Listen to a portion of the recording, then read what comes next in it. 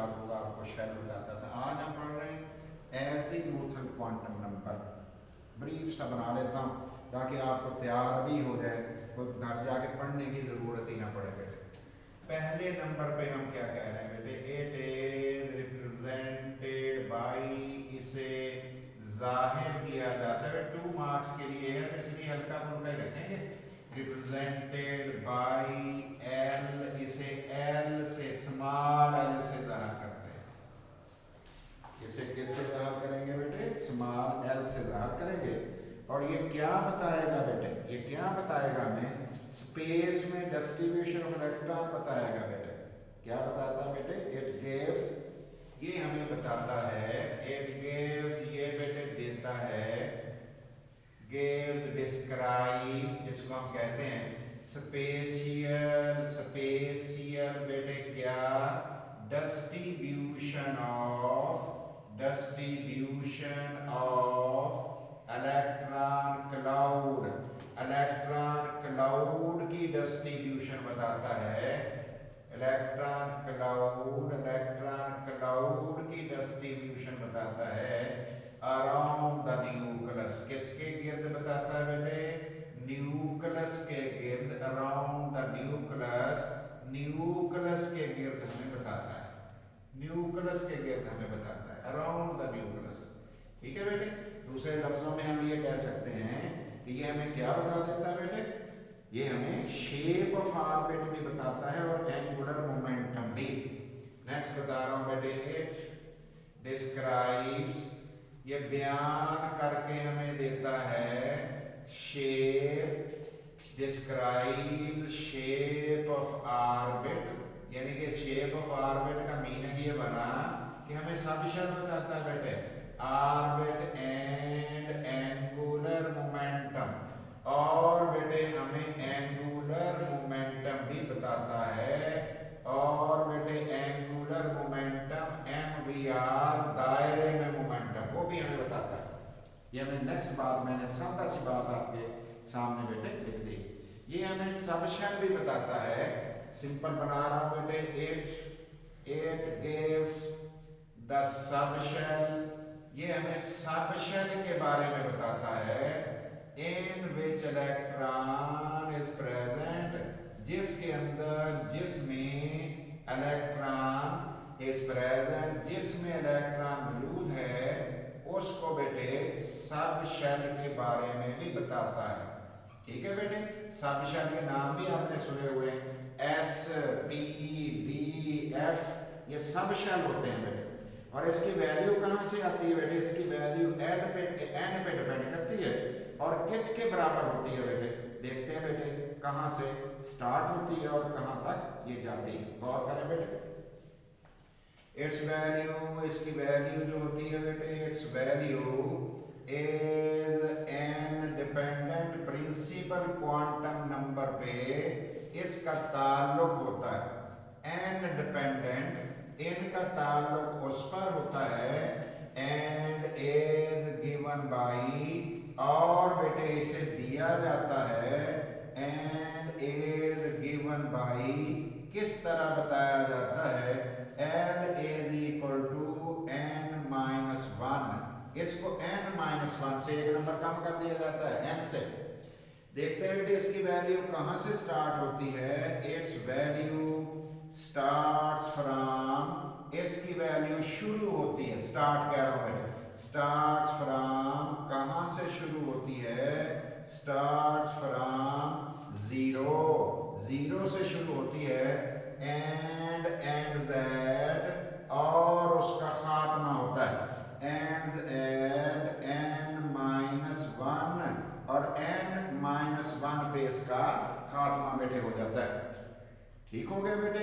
इस सबशेल की कई शेप्स हो सकती हैं बेटे, और किसकी बुनियाद पर? एल की वैल्यू की बुनियाद पर। इस सबशेल, ये जो हमारे पास बेटे ऑर्बिटल्स होते हैं सबशेल के अंदर, उसकी बुनियाद इस पर होती है। चेक करते हैं किस तरह से हम इसको बेटे गौर करते हैं बेटे, उनकी शेप्स कैसी हैं बेटे, एलिप्टिकल हैं, क्या तरीकाकार है, ताकि उसको और सिंपल करके मैं आपके सामने बेटे रख दूँ।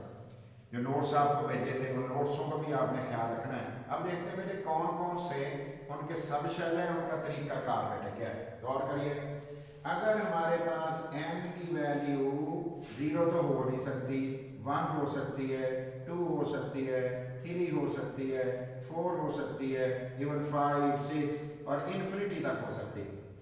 तो बेटे n की वैल्यू क्या हो सकेगी, n की वैल्यू बेटे इससे कितने नंबर पीछे आना है बेटे हमने, इससे कितने नंबर पीछे हमने आना होता है, 1 नंबर। कितने नंबर बेटे, 1 नंबर। तो अगर n की वैल्यू हमारे पास बेटे 0 हो जाए तो फिर क्या हो जाए, तो जो करो n ये इसमें से 1 निकालो, क्या हो गया बेटे 0। अगर इसमें से 1 निकालो क्या बच गई बेटे 1, और अगर इसमें से 1 निकालो तो क्या बच गई बेटे 2, और अगर बेटे इसमें से 1 रिमूव सब्ट्रैक्ट कर दिया तो फिर क्या बच गई 3। लो जी मैंने n से बना लिया, पीछे बाद में देखेंगे क्या करना है। अब बेटे कौन सा सब शेल इसके लिए होगा, उस सब शेल को हम कैसे जाहिर करेंगे। अगर 0 होगा तो उसे कहेंगे s, और s का मतलब क्या है, s का मतलब है शार्प। जो शार्प लाइन साइंटिस्ट ने देखी स्पेक्ट्रम ने, उसका नाम शार्प रख दिया, हमने उसका पहला लफ्ज उठा लिया, s ले लिया। अब बेटे अगर 1 होगा तो नाम क्या होगा, p, छोटा p। तो क्या नाम कहां से पिक किया उसने, प्रिंसिपल से।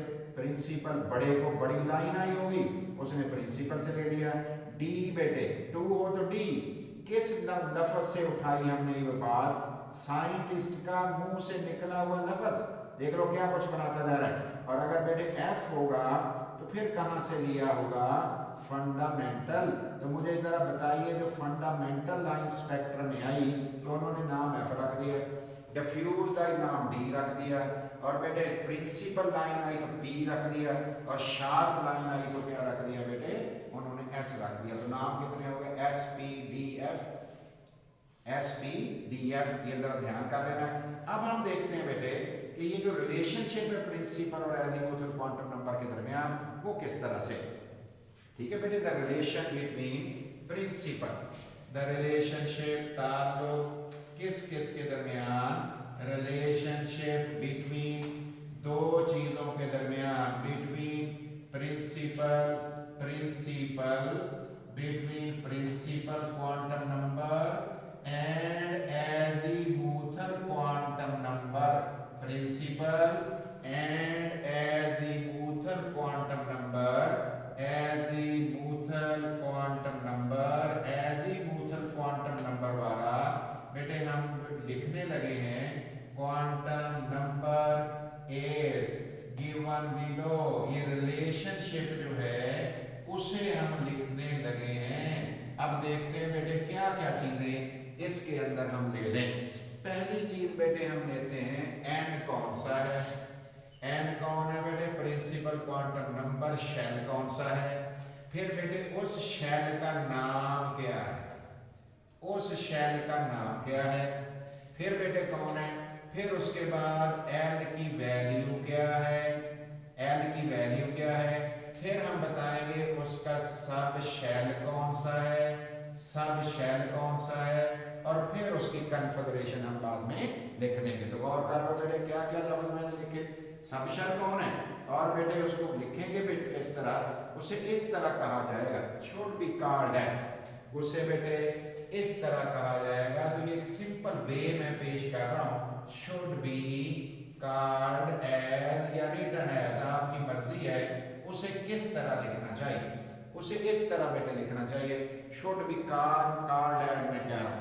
और बेटे हम अभी नंबर ऑफ इलेक्ट्रॉन भी ढूंढ लेंगे इसके अंदर, नंबर ऑफ इलेक्ट्रॉन भी ढूंढ लेंगे, इवन ऑर्बिटल भी हम ढूंढ लेंगे। मैं हर कंसेप्ट दे दूंगा लेकिन दूंगा सादा ही, सिंपल दूंगा, मुश्किल काम की तरफ नहीं हमने जाना बेटे। 1 2 अरेंज मैंने सोचा हुआ जैसे वैसे ही कर रहा हूँ, 3 4 तक बेटे हमारे पास आ जानी चाहिए चीजें। कहाँ तक आनी चाहिए, 4 तक बेटे। थोड़ा सा फासला में बढ़ा दिया है ताकि वो मुझे फिर दोबारा आगे पीछे रेज ना करना पड़े बेटे। जब ये n1 होगा तो शेल का नाम होगा k, दूसरा शेल होगा तो बेटे l, तीसरा होगा तो बेटे m, फोर्थ होगा तो n आपको याद होगा मैट्रिक में आप इन शेल्स के नाम लिया करते थे, KLMN, ये शेल्स के नाम आप लिया करते थे आर्बिट के। अब बेटे इसकी n वैल्यू कैसे निकलेगी? हमने सोचा हुआ है कि इसमें से एक निकालना है। कहाँ लिखा हुआ है? ये फार्मूला हमने लिखा है n-1, तो इसमें से एक निकालो। क्या बचा बेटे? 0 बच गया, 0 और बेटे 0, ठीक हो गया। बेटे इसमें से एक निकालो, क्या बचा? 1, लेकिन 1 लिखना पड़ेगा तो 1 के साथ आपको 0 खुद लिखना पड़ेगा। क्यों? हमने कहा हुआ है इसकी वैल्यू शुरू 0 से होती है, खत्म n-1 पे होती है। तो देख लो मैंने 0 भी लिखा है, 1 भी लिखा है, ठीक हो गया बेटे। अब मुझे बताइए 3 में से 1 सबट्रैक्ट करो, कितना बचा? 2। बेटे 2 तो मैंने दिया है लिख, लेकिन इससे पिछले मुझे खुद लिखने पड़ेंगे। 1 भी खुद लिखना पड़ेगा, 0 भी खुद लिखना पड़ेगा। अब बताओ ये कितना? 4 में से 1 निकालो, 3। मैंने 3 लिख दिया, 3 से पीछे वाले मुझे खुद लिखने पड़ेंगे। क्या क्या लिखना पड़ेगा बेटे? 2 भी मुझे खुद लिखना पड़ेगा, 1 भी मुझे खुद लिखना पड़ेगा, इवन मुझे 0 भी खुद लिखना पड़ेगा। जरा गौर कर लो फिर बेटे, जब n1 था तो उसके बेटे l की वैल्यू भी 1 थी, जब 2 था तो l की वैल्यू भी 2 अदद है, 0 और 1। बेटे 2 अदद का मतलब है ये 2 है। मेरे तीसरा था तो 3 है, चौथा था तो 4 वैल्यूज हैं। जरा गौर कर लो, पहला शेल था तो 1 वैल्यू, दूसरा शेल था तो 2 वैल्यू, तीसरा शेल था तो 3 वैल्यू, चौथा शेल था तो 4 वैल्यू। किसकी? l की वैल्यूज। अब बताएं बेटे जब 0 वैल्यू होती है तो कौन होता है? 0 होती है तो कौन होता है? 0 होता है तो कौन होता है? s। ये देखो बेटे जब 0 है तो उसके सामने मैंने क्या लिखा बेटे? s। इस 0 के सामने क्या लिखा? s। इस 0 के सामने क्या लिखा? s। इस 0 के सामने क्या लिखा बेटे? s। छोटा s होता है, जरूरी नहीं इस तरह लिखे जैसे मैंने लिखा। आप बेटे इसको छोटा s लिखना है, बस ऐसे लिख दो, सिंपल सा बना के। ये स्मॉल s और ये भी हमने स्मॉल s लिख दिया। लो जी s तो आ गया। अब मुझे बताओ बेटे जब l की वैल्यू 1 होती है तो कौन होता है? p। जब बेटे 1 होती है तो कौन होता है? जरा गौर करो। ये बेटे ये 0 का तो मैंने लिख लिया। अब मुझे बताओ जब 1 होता है तो फिर क्या होता है? फिर p, और इसका 1 है तो फिर p, इसका 1 है तो फिर p। अब आगे चलो बेटे। अब मुझे बताओ जब l की वैल्यू 2 होती है तो फिर कौन? l की वैल्यू 2 होती है तो कौन? d। तो बेटे इधर देखो 2 है, इधर तो 2 है ही नहीं, इसका मतलब ये हो गया d, और इसमें भी 2 है, ये भी हो गया d। अब बताओ बेटे जब l की वैल्यू 3 होती है तो कौन होता है? f। 3 होती है तो कौन है? f। कहीं ये सारे में 3 वैल्यू है, ये पड़ी हुई है तो f। लो जी इसका मतलब ये हुआ, गौर करना बेटे, इसका मतलब ये हुआ कि बेटे जो पहला शेल होता है उसके अंदर एक सब शेल होता है। कौन बेटे? s। जब दूसरा शेल होता है उसके अंदर 2 सब शेल होते हैं, 2 सब शेल होते हैं s और p। जब तीसरा शेल होता है उसके अंदर 3 सब शेल होते हैं। कौन कौन से? s p d। जब चौथा शेल होता है उसके अंदर सब शेल कितने होते हैं? 4। कौन से होते हैं? s p d f, उसमें 4 होते हैं। पहले शेल में एक सब शेल है, दूसरे में 2 सब शेल हैं, तीसरे में 3 सब शेल हैं, चौथे में 4 सब शेल हैं। देखो गिन के देख लो है या नहीं। अब बेटे ये सब शेल जो है किससे इसका ताल्लुक है? इसका ताल्लुक बेटे इससे है, इन दोनों का ताल्लुक इस शेल से है, इन तीनों का ताल्लुक तीसरे शेल से है, इन चारों का ताल्लुक चौथे शेल से। इनको लिखेंगे कैसे? हम लिखेंगे 1s, इसको क्या लिखेंगे? 2s 2p, ताकि देखने वाले को फौरन ही समझ आ जाए कि ये असल में sp दूसरे शेल का ही नंबर 2 जो लिखा है दूसरा शेल है। बेटे 3s 3p और बेटे 3d। अब देखने वाला समझ जाएगा कि आपने जो सब शेल लिखे हैं ये किस शेल के हैं? तीसरे के। और बेटे ये जो आप लिख रहे हैं 4s 4p 4d 4f, आप जरा देख के बताओगा ये किस शेल के सब शेल मैंने लिखे हैं? चौथे के। वाज़ेह होगी बात बेटे। ये हमने अरेंजमेंट करके देखी है कि शेल नंबर की समझ आ जाए तो हम बता सकते हैं उसके अंदर सब शेल कितने होते हैं और उनके नाम क्या क्या होते हैं। अब हम देखते हैं बेटे एक सब शेल के अंदर ऑर्बिटल की तादाद कैसे ढूंढी जा सकती है। नंबर ऑफ, अब हम देख रहे हैं बेटे कि नंबर किस तरह से पता चल सकता है। तवज्जो करिए बेटे, number of orbitals, number of orbitals किसके अंदर बेटे, नंबर ऑफ ऑर्बिटल, एक ऑर्बिटल में मैक्सिमम 2 इलेक्ट्रॉन आते हैं। नंबर ऑफ ऑर्बिटल्स किसके अंदर, इन ए सब शेल, एक सब शेल के अंदर नंबर ऑफ ऑर्बिटल जो हैं कैन बी कैलकुलेटेड, उसे कैलकुलेट किया जा सकता है, कैन बी कैलकुलेटेड, उसे कैलकुलेट किया जा सकता है बाय द फार्मूला, इस फार्मूला से उसको कैलकुलेट किया जा सकता है। किसकी बातें कर रहा हूं, ऑर्बिटल ढूंढे जा सकते हैं सब शेल के अंदर, ऑर्बिटल की बात कर रहा हूं। देखते हैं बेटे ऑर्बिटल कैसे ढूंढे जा सकते हैं। ये वाला बेटे फार्मूला है, फार्मूला 2l + 1। इस फार्मूले से आप बेटे नंबर ऑफ ऑर्बिटल ढूंढ सकते हो, नंबर ऑफ ऑर्बिटल ढूंढ सकते हैं। देखते हैं कैसे बेटे। अगर हमारे पास l की वैल्यू 0 आ जाए तो समझ जाइए फिर बेटे 2, ये कौन है, s, ये कौन है बेटे, s sub shell, s sub shell, s sub shell लिख रहा हूं। इसके अंदर बेटे ऑर्बिटल कैलकुलेट कर रहा हूं। कैसे कर रहा हूं बेटे, 2l + 1, वैल्यू जरा पुट करके देखो बेटे, l की जगह वैल्यू कितनी रखनी है, 0 रख के देख लो बेटे, 2 × 0 + 1, 2 को 0 से मल्टीप्लाई किया तो 0 हो गया। एक बेटे हमारे पास ऑर्बिटल है, इसका मतलब ये हुआ कि थोड़ी सी कंसेप्चुअल चीजें हैं। एक ऑर्बिटल जिसका मतलब s सब शेल के अंदर एक ऑर्बिटल होता है। अब बताओ बेटे अगर l की वैल्यू 1 हो जाए तो कौन होता है, हमने अभी पढ़ा था कि p सब शेल होता है, p सब शेल बेटे होता है। इसका मतलब है, गौर करो, p सब शेल है, गौर कर लेते हैं। l की वैल्यू बेटे 1 है तो p है, 1 है तो p है, 1 है तो p है, ऐसे ही p सब शेल है। अब बेटे l की वैल्यू की जगह पे आप रख के देखो 2l + 1, इसमें वैल्यू पुट करो, 2 × 1 + 1 = 2, 2 को 1 से मल्टीप्लाई किया 2, 2 + 1 3, इसका मतलब 3 ऑर्बिटल होंगे। किसके अंदर, p के अंदर 3 ऑर्बिटल होते हैं, इसका मतलब है बिल्कुल होते हैं।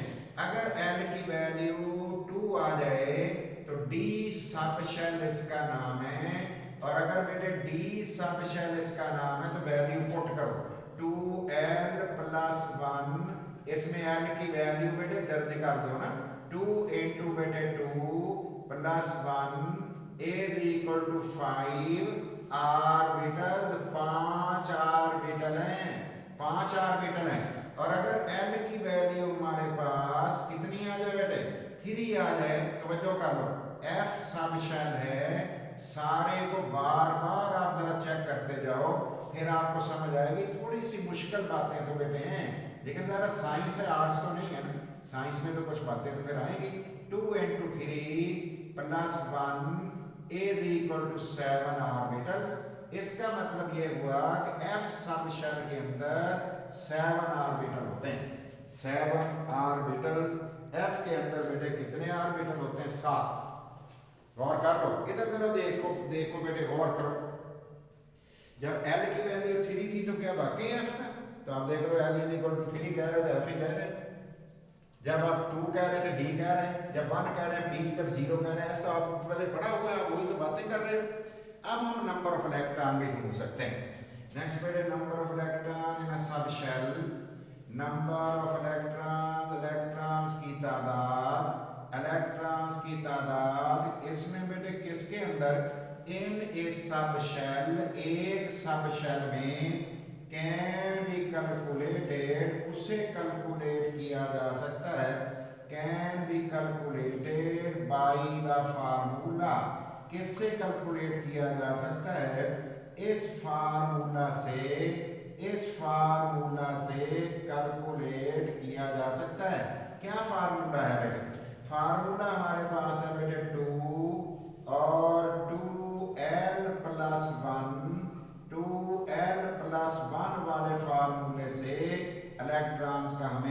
पता लग जाता है। अब चेक करते हैं किस में कितने इलेक्ट्रॉन हैं। बेटे अगर हमारे पास L 0 हो तो फिर ये बेटे S सब शेल होगा। S अगर होगा सब शेल तो बेटे S सब शेल में इलेक्ट्रॉन कितने होंगे? तो बेटे गौर करते हैं 2 into 2 multiplied by 0 plus 1। बेटे गौर करो इज इक्वल टू 2 इलेक्ट्रॉन, सिर्फ 2 इलेक्ट्रॉन हो गए। 2 into 0 तो 0 हो गया ना बेटे, 0 plus 1 क्या हो गया? 1। 1 को 2 से मल्टीप्लाई कर दो, 2 इलेक्ट्रॉन हो गए। और बेटे L की वैल्यू अगर 1 हो जाए, P सब शेल बेटे होता है, अगर P सब शेल हो जाए तो अब बेटे अब आपने कहाँ वैल्यू पुट करनी है? मतलब आपने तो बेटे L की वैल्यू इस L की जगह पे पुट करनी है ना। यहाँ पे आपने अभी 0 पुट किया था, आप तो L की जगह उसकी वैल्यू पुट करोगे। तो फिर वैल्यू पुट करके देखो बेटे 2 और 2 into 1 plus 1 is equal to 2 into 1 2 plus 1 3 3 into 2 6 6 electron होंगे जी, P में 6 आएंगे।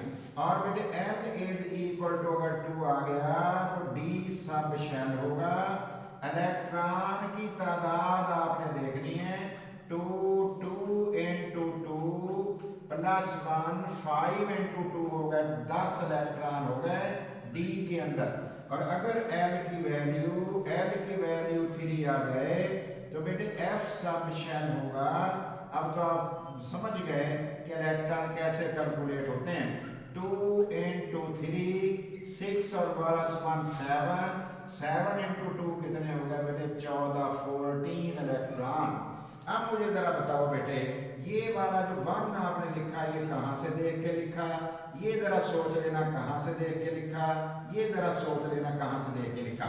मेरा ख्याल है हमने वो 0 यहाँ से देख के लिखा था, 1 हमने यहाँ से देख के लिखा था, और 2 हमने इधर से देख के लिखा था, और 3 हमने यहाँ से देख के लिखा था। तो ये मोर देन इनफ हो गया।